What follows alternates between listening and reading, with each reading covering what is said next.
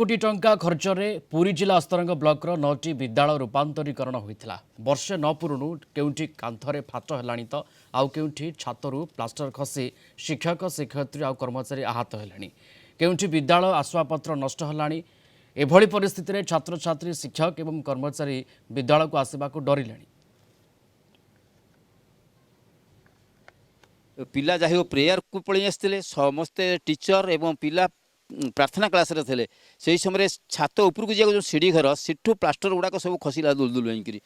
यदि कौन पिला था से समय से भी इंजुर्ड होता जदि से आसवा बेले खसी था। बहुत भयभीत अच्छु केते प्लास्टर खसुची छात फाटी जाऊ छात फाटी जाऊँ कौन बसतः टिके जदि बात्या पवन होची कौन से छात भी गली पार संभावना रोचे। विद्यालय भीतर देखा सुंदर हेले यार सीढ़ी सब भांगी गली पड़ी एवं कंप्यूटर रूम झरका बंध भांगी कंप्यूटर ऊपर पड़ी जहाँ फल कंप्यूटर गुरा सब खराब हो प्लास्टर खसला ताहा विकटाल शब्द कर खसला